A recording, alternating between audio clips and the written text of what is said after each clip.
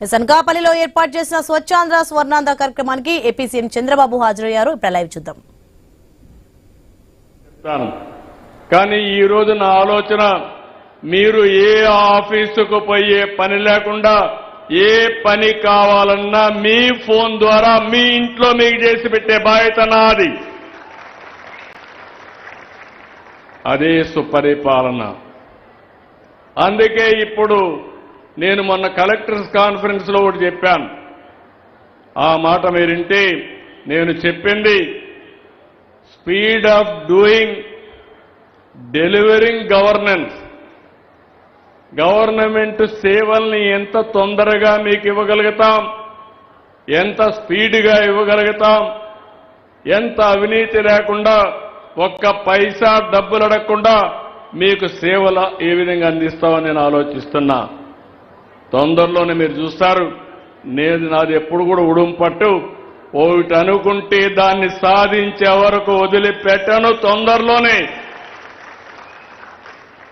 దేశం ప్రపంచంలో ఎవరైనా సరే పరిపాలన ఏ విధంగా ఉండాలంటే దానికి చిరునామాగా ఆంధ్రప్రదేశ్ ఉంటుందని చెప్పి మరొక్కసారి విజ్ఞప్తి చేస్తున్నా. ఇప్పుడే రామకృష్ణ గారు అన్నారు, కష్టాల్లో ఉంది, దివాలా తీసిన రాష్ట్రం, అన్ని పనులు అవుతాయంటే నేను ఒకటే ఆలోచించా. మాట ఇచ్చాం. నేను, మా మిత్రుడు పవన్ కళ్యాణ్ గారు, అదేవిధంగా ప్రధానమంత్రి నరేంద్ర మోడీ గారు, మేము ఒకటే ఆలోచించాం. ఎన్ని ఇబ్బందులున్నా సరే కష్టపడదాం, అధిగమిద్దామని చెప్పాం. సూపర్ 6 అన్నాం, సూపర్ హిట్ చేసి మీ రుణం తీర్చుకున్నాం. ఇక్కడతో ఆగల, ఇంకా చాలా పనులున్నాయి. దానికోసం ముందుకు పోతున్నాం. ఈరోజు ఇక్కడికి వచ్చినప్పుడు జిల్లా కలెక్టర్కి విజ్ఞప్తి చేస్తున్నా, ఎస్ఏలో స్వచ్ఛాంధ్రలో మీరు 13వ ప్లేస్లో ఉన్నారు. Be clear. 26 జిల్లాలో సగంలో మీరున్నారు. తొందరలోనే మీరు ఫస్ట్ 2లో నెంబర్ 1లో ఉండాలి. దానికి మీరు స్ట్రగుల్ చేయాల్సిన అవసరం ఉంది. నేను ఇప్పుడు కొత్త పద్ధతి పెట్టుకున్నాను. నన్ను నేనే ఎంత బాగా చేశానో బేరే చేసుకుంటున్నా, మా ఎమ్మెల్యేలు బేరే చేసుకుంటున్నా, మిత్రపక్షాలైన ఎంపీలది కూడా అసెస్ చేస్తున్నా. మళ్ళా వాళ్ళని గెలిపించే బాధ్యత, గెలవాల్సిన అవసరం ఈ రాష్ట్రానికి ఉంది కాబట్టి అవి కూడా అనలైజ్ చేసుకుంటున్నా. కలెక్టర్స్ పనితనాన్ని కూడా చూస్తున్నా, ఎస్పీల పనితనాన్ని చూస్తున్నా.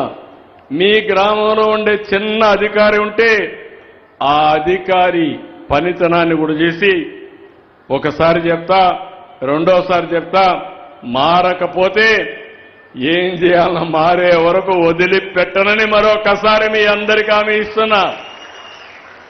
నా ఆలోచన ఒకటే, ఈ రాష్ట్రాన్ని బాగు చేసుకోవాలి.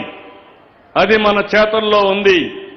ఈరోజు మీరు ఒక్కసారి చూస్తే ఈ కూటమి ప్రభుత్వం వచ్చిన తర్వాత అనకాపల్లి జిల్లా ఒక పరిశ్రమల హబ్గా తయారైంది. పరిశ్రమల కోసం రాంబెల్లి, పూడి, నక్కపల్లి, వల్లూరు, మాకవరపాడెం 24,843 ఎకరాలు అభివృద్ధి చేస్తున్నాం. కోడూరు, పరవాడ, అచ్యుతాపురం ఎంఎస్ఎంఈ పార్కులు తీసుకొచ్చాం. జిల్లాలో తొలి ప్రైవేట్ ఇండస్ట్రియల్ పార్క్ నక్కపల్లిలో 93 ఎకరాల్లో ఏర్పాటవుతుంది. మహిళల కోసం ఇండస్ట్రియల్ పార్క్ అలీప్ ద్వారా 32 ఎకరాలు కేటాయించాం.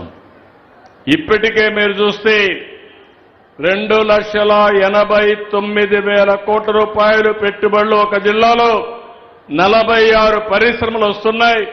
ఈ పరిశ్రమలు వస్తాయి 1,57,000 మందికి ఉద్యోగాలు వస్తాయని చెప్పి కూడా నేను మీకు తెలియజేస్తున్నా. ఇంకో పక్క నేను ఆలోచిస్తున్నాను, అరకు కాఫీ మీరు చూశారు. ఒకప్పుడు అరకు కాఫీ ఎవరికి తెలిసేది కాదు, ప్లాంటేషన్ కూడా పెట్టాం. ఈరోజు అరకు కాఫీ ప్రపంచవ్యాప్తంగా బ్రహ్మాండమైన కాఫీగా తయారైంది, పాపులర్ కాఫీగా తయారైంది. నిన్నే మీరు చూస్తే మహేంద్ర కంపెనీ ఆనంద్ మహేంద్ర, ఆయన నాంది ఫౌండేషన్ రన్ చేస్తాడు. నేనే 96, 97లో పెట్టాను. ఆ ఫౌండేషన్ పెట్టిస్తే అంజిరెడ్డి గారు ఆయనకు అప్పచెప్పారు. ఆయన ఇటీవల కాలంలో అప్పట్లోనే ప్రారంభించాం అరకు కాఫీని ప్రపంచవ్యాప్తంగా పాపులరైజ్ చేయాలని. ఈరోజు ఆ కాఫీ నిన్న అతను పెట్టిన ట్వీట్ చూస్తే 1 కేజీ అరకు కాఫీ 10,000 రూపాయలు అమ్మింది. ఆన్లైన్లో పెట్టాడు. 10,000 రూపాయలకు కొనుగోలు చేశారు. పెట్టినట్టన్నీ కూడా 2 గంటల్లో కొనేశారు. అంటే ఏ విధంగా డిమాండ్ ఉందో అరకు కాఫీకి మీరు గుర్తుపెట్టుకోవాలి. ఒక ఎగ్జాంపుల్ మాత్రం, ఈరోజు మనకు దేశంలోనే 2వ అతిపెద్ద బెల్లం మార్కెట్ మన అనకాపల్లి బెల్లం. ఇప్పుడు అందరూ కూడా షుగర్ తినడం మానేశారు, కానీ బెల్లం తినడానికి ఇష్టపడుతున్నారు. అది కూడా మనం అనకాపల్లిలో ఆర్గానిక్ బెల్లం చేసి ప్రపంచానికి ఎగుమతి చేసే పరిస్థితికి వస్తాం. అది ఎమ్మెల్యే ఎంపీలకు అందరికీ అప్పచెబుతున్నా, కలెక్టర్ కూడా చెప్తున్నా. ఎప్పుడు కూడా మనం చేయాల్సింది చేసే పని మామూలుగా చేస్తూ బాధపడుతూ కూర్చుంటే మనల్ని ఎవరూ కాపాడలేరు. ఎప్పుడైనా సరే ఇబ్బందుల్లో అవకాశాలుంటాయి. మొన్నటి వరకు మీరు చూస్తే పెద్ద సంక్షోభం. ఆ సంక్షోభంలో ఒక అవకాశాన్ని ఎత్తుకుని ఈ రోజు నెంబర్ 1 రాష్ట్రంగా ఆంధ్రప్రదేశ్ నిలబెట్టే బాధ్యత నేను తీసుకున్నా. అదే మరి మన వాళ్ళు కూడా తీసుకుంటే దీని మీద శ్రద్ధ పెడతాం, చేస్తామని చెప్పి కూడా నేను మీకు తెలియజేస్తున్నా.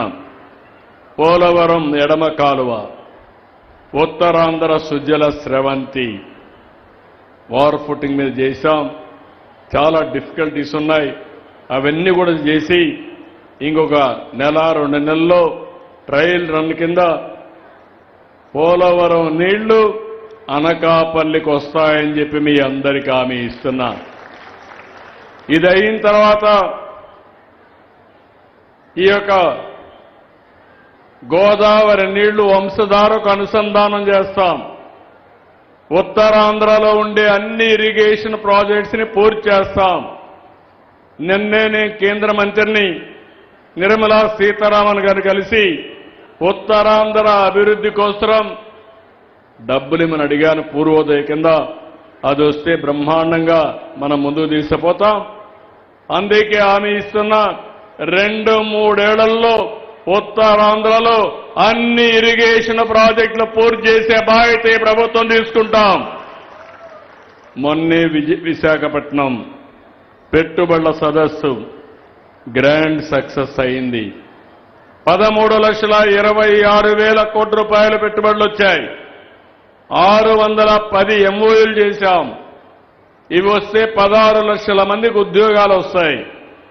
నా ఆలోచన ఒకటి, చదువుకున్న వాళ్ళు ఎవ్వరు కూడా ఇంట్లో కూర్చోకుండా పనిచేసే అవకాశాలు కల్పించాలని చెప్పి ముందుకు పోతున్నాం. ఇప్పటికీ 8,29,000 కోట్ల రూపాయలు పనులు కూడా ప్రారంభమయ్యాయి. దీనివల్ల 7 లక్షల మందికి ఉద్యోగాలు వస్తాయి. ఈ 2 పూర్తయితే 23 లక్షల మందికి ఉద్యోగాలు వస్తాయి. మొన్న చేసిన ఎంఓయూల్లో 11 ఎంఓయూలు ఈ అనకాపల్లిలో వస్తున్నాయి. 14,000 కోట్ల రూపాయల పెట్టుబడులు వస్తున్నాయి. ఇవి వస్తే ఒక 20,000 మందికి ఉద్యోగాలు వస్తాయని చెప్పి కూడా నేను మీకు తెలియజేస్తున్నా. విశాఖకు గూగుల్ వస్తా ఉంది. మీరు గుర్తుపెట్టుకోవాలి, అనకాపల్లిలో ఉండేవాళ్లు నేరుగా విశాఖపట్నానికి వెళ్ళిపోయి ఏఐ కింద డేటా సెంటర్లో పనిచేసే అవకాశం వస్తుంది. నాలెడ్జ్ ఎకానమీకి ఏఐ నెక్స్ట్ లెవెల్ అని చెప్పి నేను మీకు తెలియజేస్తున్నా. ఒకప్పుడు హైదరాబాద్లో ఐటీ ప్రారంభించి హైటెక్ సిటీతో ముందుకు పోయాం. ఇప్పుడు నెక్స్ట్ లెవెల్ ఆఫ్ టెక్నాలజీలో డేటా సెంటర్లు, ఏఐ ఆర్టిఫిషియల్ ఇంటెలిజెన్స్ లో మనం ముందుకు పోతున్నాం. కాగ్నిజెంట్ వచ్చింది, టీసీఎస్ తొందరలోనే వస్తున్నారు. ప్రపంచం మొత్తం విశాఖపట్నం వైపు చూస్తా ఉంది. అదే సమయంలో అనకాపల్లి నియోజకవర్గంలో మీరు చూస్తే ఆర్సీఆర్ మిత్తల్, నిస్సాన్ స్టీల్ వంటి ప్రపంచ స్థాయి నెంబర్ 1 కంపెనీలు ఇక్కడికి వస్తున్నారు. 70,000 కోట్ల రూపాయలు ఖర్చు పెడుతున్నారు. ఫేజ్ 1లో 60,000 మందికి ఉద్యోగాలు వస్తున్నాయి. అదే మాదిరిగా ఈ జిల్లాలో మీరు చూస్తే ఒక పక్కన RCR Mittal steel city create చేస్తున్నారు. ఇంకో పక్క అల్యూమినియం సిటీ కూడా ఇక్కడ ఉంది. ఆ అల్యూమినియం సిటీ కూడా రాబోయే రోజుల్లో ఒక పక్క స్టీల్ సిటీ, ఇంకో పక్క అల్యూమినియం సిటీ రెండు వస్తాయని చెప్పి కూడా నేను మీకు తెలియజేస్తున్నా. ఎన్టీపీసీ 1,85,000 కోట్లు ఖర్చు పెడుతున్నారు. టూరిజం మీ అప్డేట్ చేసే ముందు బులెటిన్లో షార్ట్ బ్రేక్ తీసుకుందాం. Stay with us.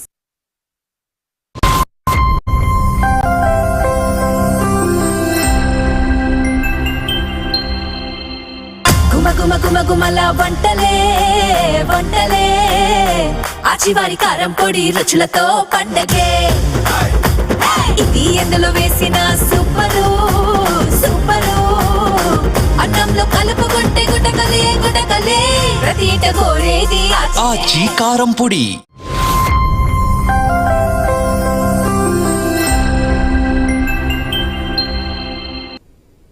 Welcome back. అనకాపల్లిలో ఏర్పాటు చేసిన స్వచ్ఛాంధ్ర స్వర్ణాంధ్ర కార్యక్రమానికి ఏపీ సీఎం చంద్రబాబు హాజరయ్యారు. ఇప్పుడు లైవ్ చూద్దాం. వివిధ రూపాల్లో వస్తున్నారు, ఎక్కడికక్కడ అడ్డుపడుతున్నారు. ఒకరంటారు ఐటీ కంపెనీలు వస్తే కేసులు వేస్తారు.